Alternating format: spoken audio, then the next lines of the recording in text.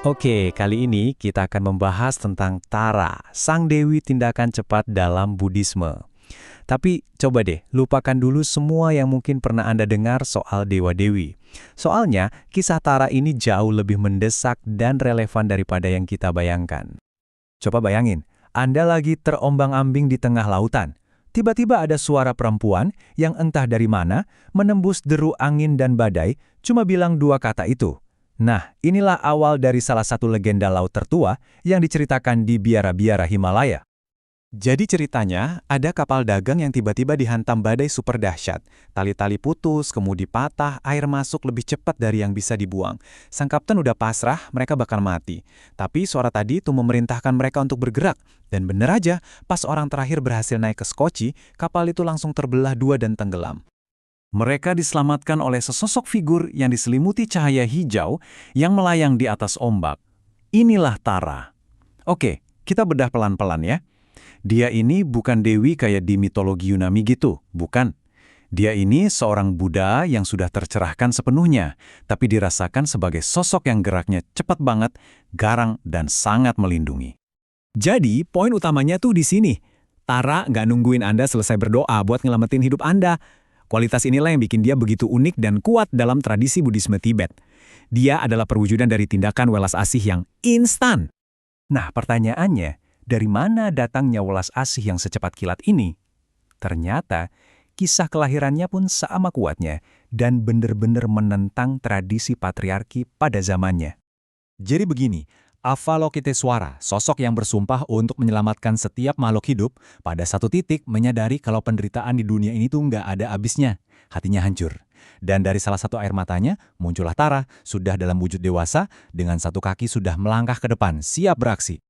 Tapi para biksu di sekitarnya, begitu ngelihat wujudnya yang perempuan, malah ngasih nasihat yang menurut mereka adalah pujian tertinggi. Intinya mereka bilang gini, pencerahan itu cuma mungkin dicapai dalam tubuh laki-laki. Dan apa jawaban Tara? Dia menolak mentah-mentah. Dia bersumpah akan tetap dalam wujud perempuan sampai setiap makhluk terselamatkan. Dia seolah mendeklarasikan bahwa pekerjaan penyelamatan ini butuh wajah, suara, dan tangan seorang perempuan.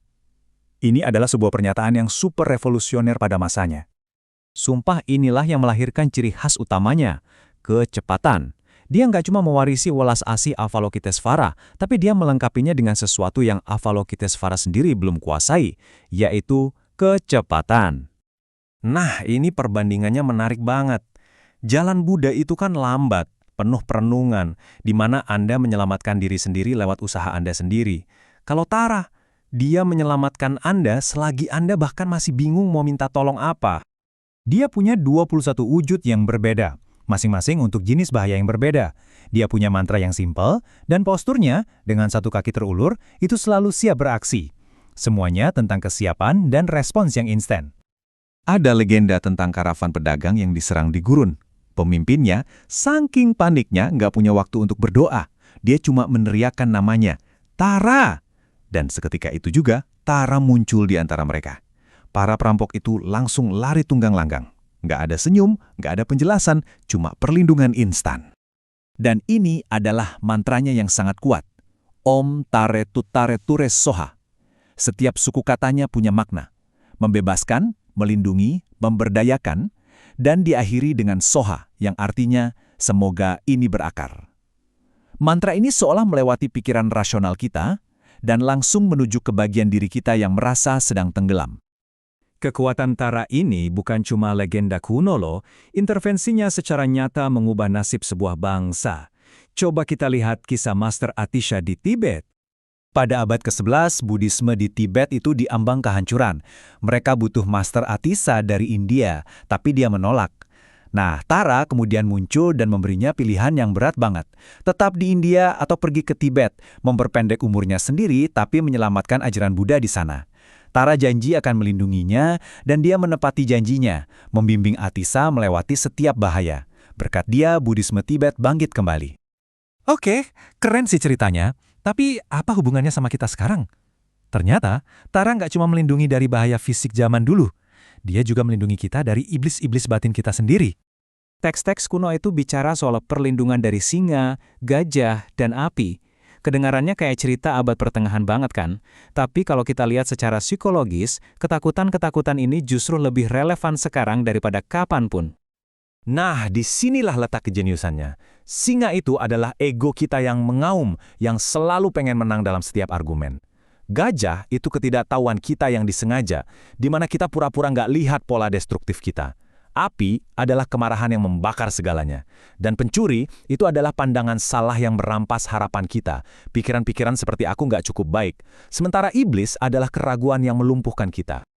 Ada cerita modern tentang seorang perawat UGD yang udah putus asa saat mencoba menyelamatkan seorang anak.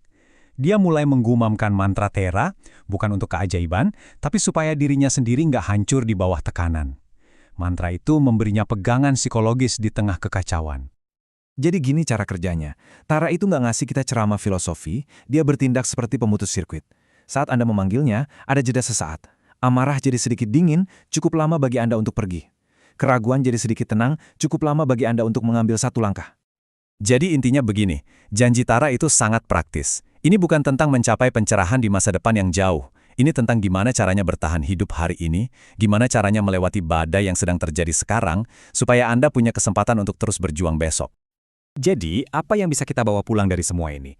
Saat Anda merasa kewalahan, saat iblis modern itu mengepung Anda, coba deh ini. Anda nggak perlu jadi seorang Buddhis. Bayangkan saja cahaya hijau dan ucapkan mantranya. Mungkin itu cuma jangkar psikologis. Atau mungkin dia memang sudah bergerak ke arah Anda bahkan sebelum Anda selesai meminta tolong.